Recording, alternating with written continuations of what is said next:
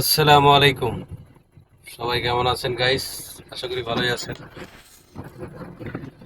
একটা যুক্তি তর্ক বিতর্ক চলতেছে দেখতেছি, শুনতেছি। তো বিষয়টা হচ্ছে কি, আপনার আমাদের পার্লামেন্টে একটা যুক্তি পরামর্শ চলতেছে, যুক্তি বিতর্ক তর্ক বিতর্ক চলতেছে। সালাউদ্দিন আহমেদ স্যার তার অ্যান্সার দিয়েছে সঠিকভাবে, কিন্তু কিছু পক্ষপাত সেই অ্যান্সারে খুশি না। কিন্তু সে যদি খুশি না হয়, তারা যদি খুশি না হয়, এতে তো তার কিছু করার নাই কিংবা আমাদের কিছু করার নাই। এখন সংবিধান অনুযায়ী যেটা আছে, যেটা আছে, আইন কানুন যেটা আছে, সেইভাবেই তো সে কথা বলতেছে, সেই কানুন নিয়েই তো সে কথা বলতেছে। কিংবা আমরাও একসময় বলছিলাম যে এই যে জামাতের যেই কালচারিটি ব্যাপারটা, এদের এই ব্যাপারটা নিয়ে আসলেই বাংলাদেশের মানুষ কি বোঝে না বোঝে, কিছু কিছু মানুষ আছে। হ্যাঁ, মানে জামাত মানে ইসলাম, জামাত মানে এই এইসব আসলে সঠিক না। ইসলাম কোনো নির্দিষ্ট কোনো দলের না, ঠিক আছে? তারাও মুসলিম, সবাই আমরা মুসলিম মুসলমান। তো যে কথায় বলার জন্য আসলাম সেই কথাটাই বলি। বিষয়টা হচ্ছে, দেখেন, বাংলাদেশে উপদেষ্টা আসলো, উপদেষ্টার থেকে শেখ হাসিনা পালাই গেল, যাওয়ার পরে উপদেষ্টা আসলো, উপদেষ্টা আসার পরে 106 যে আইন অনুযায়ী আপনার উপদেষ্টারা আসলো, আসে দেশ চালাইলো প্রায় 18 মাস প্লাস, যাই হোক 17-18 মাস চালানোর পরে বাংলাদেশে নির্বাচন দিল উপদেষ্টারা।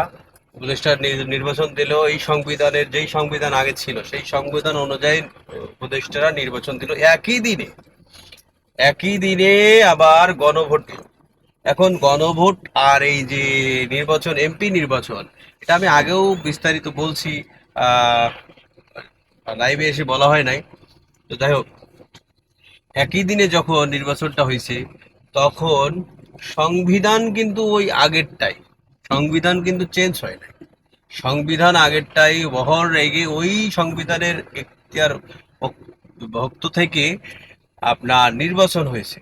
তাহলে এখন যদি একই দিনে এমপি পদ, মন্ত্রী পদ, প্রধানমন্ত্রী পদ নিয়ে ওই সংবিধানে আপনার বহল রেখে নির্বাচন করে সংসদে যাওয়ার পরে সংসদে যাওয়ার পরে এখন ওই দিনকেই যদি আবার কিছুক্ষণ পরেই যদি ওই সংবিধান আবার চেঞ্জ করতে হয়, তাহলে তো এই যে এমপি মন্ত্রী বিরোধী দল যত পক্ষপাতিত্ব আছে, কেউ তো থাকে না হিসাবে, যে সো এর কিছু কানুন আছে, আইন আছে, আইন কানুন হিসেব মতে মতবদ্ধ করে কথা বলার মাধ্যমে আইন কানুন চেঞ্জ করে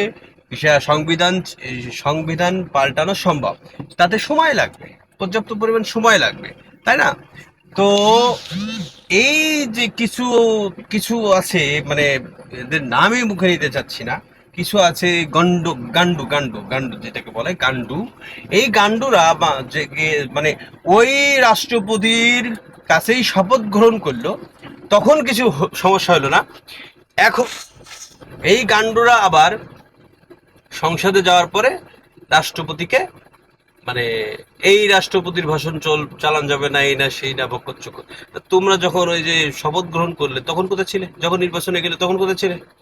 হ্যাঁ, এই কিছু গান্ডুর জন্য বাংলাদেশের অরাজকতা মানে সৃষ্টি হতেই আছে, এক এক সমস্যা হতেই আছে।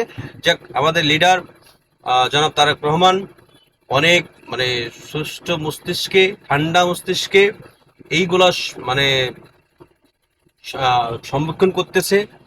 আশা করা যায় আহ, সবকিছুই ট্যাকেল দিতে পারবে ইনশাল্লাহ। তো সেলুট লিডার। আর বিশেষ করে সালাউদ্দিন স্যার তো একবারে ধামাকা অফার মারেছেন, ধামাকা অফার দিয়েছেন। তো দেখলামই আমি ওইটাই, মানে এই গান্ডুরা তো ওটা বসবে না। এদেরকে আপনি যতই বোঝান, ওই তাল গাছ তাদের ভিতরে দিতে হবে, তাহলে গান্ডুরা বুঝবে, ঠিক আছে? এই মানে অশিক্ষিতর দল সব জায়গায় গিয়েছে সংসদে গিয়ে, এখন মনে করেন যে দুনিয়ার ঝামেলা ঝঞ্ঝাট পাকা এদেরকে আসলে কি কব, আর কিছু বলার নাই। এই গান্ডুদের মাথায় মস্তিষ্কে এতটুকু জ্ঞান মানে আছে কিনা আদৌ সন্দেহ হয়। যেই সংবিধানের মাধ্যমে নির্বাচন হলো, যেই সংবিধানের মাধ্যমে সংসদে গেল, এই সংবিধান যদি চেঞ্জ করতেই হয় আগে চেঞ্জ করতে পারতো, আগেই গণভোট দিত, তারপরে যে আপনার এমপি ভোট দিত। মানে সমস্যায় ফেলে গেছে অরিজিনাল উপদেষ্টার থেকে এখান থেকে আইসে।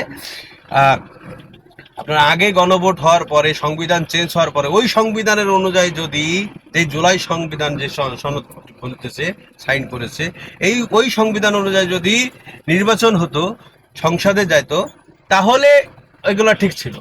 এখন যেহেতু ওই সংবিধানের অনুযায়ী নির্বাচন হয় নাই, পূর্ব সংবিধানের অনুযায়ী নির্বাচন হয়েছে, সেহেতু এই সংবিধানে হাত দিতে গেলে, এই সংবিধান কোনো কিছু চেঞ্জ করতে গেলে সময়ের ব্যাপার আছে, আইন কারণের ব্যাপার আছে। সালাউদ্দিন স্যার সেটা বলতেছে, আর এই গান্ডুরা মনে করেন মব সৃষ্টি করতেছে। ঠিক আছে, এদের এই গান্ডুদের দরকার আসলে মানে ভাষা নাই জানা কি দরকার, আপনারা তো ভালোই জানেন, কমেন্ট করে যাবেন। ঠিক আছে, সালাম আলাইকুম।